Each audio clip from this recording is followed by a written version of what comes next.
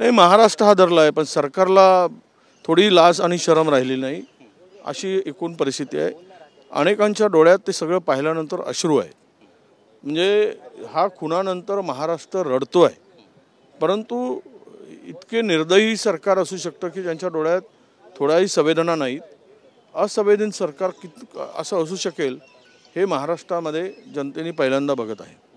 आणि खरं तर ही सगळी परिस्थिती पाहिल्यानंतर असं वाटतं की यांना भर चौकामध्ये आणून फाशी दिली पाहिजे। हा इतका क्रूरपणा, निर्दयीपणा, मानवतेला माणुसकीला काळीमा फासणारा हा सगळा काही प्रकार जो आहे, तर यांना मरेस्तोवर फटके मारले पाहिजेत आणि फाशी दिली पाहिजे। देवेंद्र फडणवीस आधीच राजीनामा घेण्यासाठी आग्रही होते, मात्र मुंडे द्यायला तयार नव्हते अशी माहिती आता समोर येते। नाही, सीएमनी म्हटल्यानंतर मुंडेंचा काय विषाद आहे आणि काढून टाकण्याचा अधिकार त्यांना आहे। ही वाट बघायची गरजच नव्हती। वाट न बघता त्याला लगेच काढून टाकलं असतं तर महाराष्ट्राची इज्जत तरी वाचली असती। जे इज्जत सरकारची चव्हाट्यावर आली आहे, लोक आता पारापारावर चर्चा करतायत आणि तरी पण जर कारवाई होत नसेल तर महाराष्ट्र खड्ड्यात टाकण्याची पूर्ण तयारी आहे। आज तुम्ही हाऊस मध्ये या विषयावर आक्रमक किती होणार, हाऊस चालू देणार का तुम्ही? नाही, हाऊस मध्ये मांडू असं आहे की बहुमताच्या भरोशावर कामकाज रेटून येतील, पण ही सगळी घटना आहे, संपूर्ण प्रकार महाराष्ट्राला माहीत झालेला आहे आणि तो सभागृहामध्ये हा विषय आक्रमकपणे आम्ही मांडू। नक्कीच, पण संतोष भैयांच्या हत्येचा बदला घेतला जाईल, सूड उगवला जाईल, आरोपींना फाशी द्या अशी मागणी होते आणि संपूर्ण जिल्हा बंद ठेवण्यात आला, कडकडीत संप पाळण्यात आला। नाही, गँग आहे तिथे, बीड जिल्ह्यामध्ये गँग पोचली गेलेली आहे। एक तेच व्हिडिओ पाहताना एका पोराला बेदम मारहाण झाली, तो आता ॲडमिट आहे संभाजीनगरमध्ये, 12 टाके लागले। तेच सगळे चित्र पाहत होता तो। म्हणजे अजूनही काही दादागिरी तिथली जी काय आहे ती शिल्लक आहे, ती आहेच। ती गँग पोचल्या गेलेल्या गँग आहेत त्या, आणि अजूनही तो आंधळी मिळत नाही, काय त्याचं नाव, आणि त्याचं सीडीआर अजून काढलं जात नाही। पोलीस का पाठीमागे घालत आहेत? सीडीआर काढला की त्यांचा मेन आरोपी कोण आहे ज्याने सगळं पाप केलं आहे। 144 लोक अद्याप तिथे सापडत नाहीत, ते लापता आहेत अशी बीडची चर्चा आहे। म्हणजे किती खून झाले असतील बीडमध्ये। आम्ही बीडला बदनाम करत नाही, बीडला सुधारतो आहे, या परिस्थितीतून बाहेर काढायचं आहे। कोणी म्हणतील का बीडचं नाव घेऊन बदनामी करताय? बीड सुधारला पाहिजे, बीड बिहारपेक्षा पुढे जाऊ नये, ही आमची नाही, यांना काढून टाकलं पाहिजे। खरं तर मी तर त्याच्या पलीकडे जाऊन पाहतो, हे सगळं प्रकार पाहिल्यानंतर त्यांना एक क्षणभरही ठेवता कामा नये। सरकारने, मुख्यमंत्र्यांनी महाराष्ट्राच्या या सगळ्या आता घटनेवर जर स्वतःची आणि सरकारची बदनामी टाळायची असेल तर त्याला क्षणभरही ठेवू नये, त्याला हाकलून द्यावं अशी आमची मागणी आहे। मी बोललो आहे। आपली प्रतिक्रिया काय आहे जेव्हा आपण पहिल्यांदा हे फोटो बघितले तेव्हा आपल्याला काय वाटलं? नाही, नक्की महाराष्ट्र रडतोय, मी तेच सांगत होतो। तुम्ही उशिरा, खरं म्हणजे अनेकांच्या डोळ्यात अश्रू आहे, ते बघताना बघत होत नाही। हा जो निर्दयी आणि क्रूरपणा आहे, हा माणुसकीला काळीमा फासणारा, मानवतेला काळीमा फासणारा प्रकार आहे। अशा लोकांना फटके, मरस्तोवर फटके मारले पाहिजेत आणि चौकामध्ये भर चौकात फाशी दिली पाहिजेत, तर हा कुठेतरी प्रकार थांबेल। काल महाराष्ट्र म्हणवला जातो, असा प्रकार कधी घडला नाही महाराष्ट्रात। ही विश्ववली नाही, काय झालंय, विश्ववली का पसरत आहे? सरकारचं पाठबळ असल्याशिवाय होतं काय?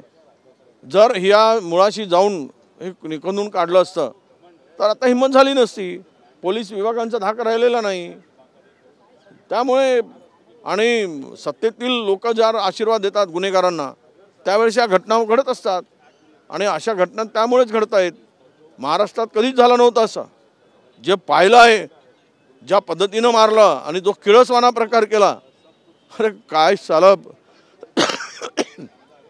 कोणी सहन करू शकत नाही, कोणी सहन करण्याच्या पलीकडचा हा सगळा प्रकार आहे। 85 दिवस झालेले आहेत आणि टाकणार प्रकरण पूर्ण काहीच पिळवून टाकणार, नक्कीच काहीच पिळवून टाकणार आहे हो। मी सांगतोय, ज्या आता फोन येत आहेत आणि जे होत आहे, महाराष्ट्रातील अनेकांच्या डोळ्यात ते चित्र पाहिल्यानंतर, ते फोटो बघितल्यानंतर अश्रू आहे, पण राज्यकर्त्यांच्या डोळ्यात अश्रू येत नाहीत, त्यांच्या डोळ्यामध्ये कुठे करुणा दिसत नाही। म्हणजे हा राज्य सरकारचा पण निर्दयीपणा आहे। वडेट्टीवार साहेब, हे फोटो जे आज महाराष्ट्रानं बघितलेले आहे हे कदाचित गृहमंत्र्यांनी यापूर्वीच बघितलेले असतील. गृहमंत्री असतील, अजित पवार असतील, यांनी आधीच बघितले असतील. 85 दिवस झाले तरी सुद्धा राजीनामा होत नाहीये. काय म्हणाल तुम्ही? मुख्यमंत्री आणि उपमुख्यमंत्री 85 दिवस गप्प बसतात यावर. मला तेच कळत नाही की इतका निर्दयीपणा घडून सगळी आता CIDने आत्ता ते फोटो अपलोड केले, म्हणजे CIDच्या माहितीमध्ये आले, सगळ्या प्रसारमाध्यमामध्ये आत्ता ते फोटो आले. पण हा सगळा प्रकार सरकारमध्ये बसलेल्या लोकांना माहीत आहे. ते मुख्यमंत्री असू देत की उपमुख्यमंत्री असू देत, त्यांना माहीत नाही अशातला भाग नाही. पण मला तेच कळत नाही की सरकार निर्दयी का होतं, का पाठीशी घालताय मुंडेंना? काय मुंडेची कमजोरी यांच्याकडे आहे? दोघांच्याकडे काहीतरी त्यांची कमजोरी असेल म्हणून ते काम हे करत नाहीत. काय गुपितं असतील यांच्याकडे एकमेकाकडे. उद्या ते उघड करण्याची काय धमकी दिली काय मुंडेंनी? कारवाई होत नाही.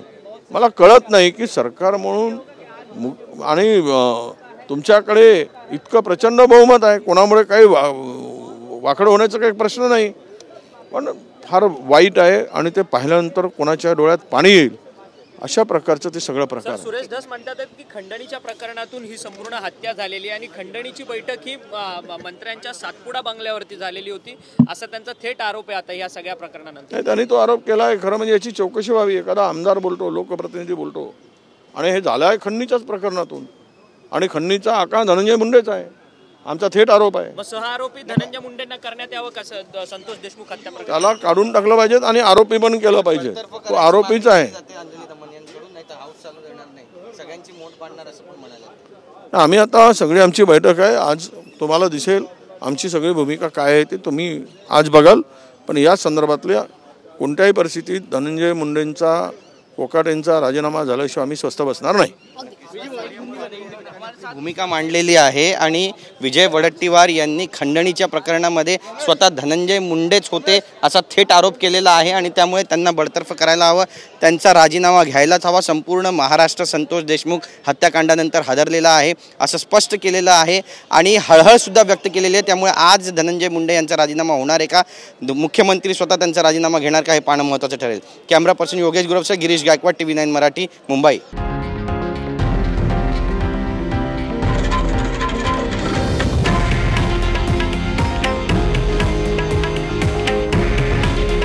हे आहे देशातील नंबर 1 न्यूज नेटवर्क आणि आपण पाहत आहात TV9 मराठी.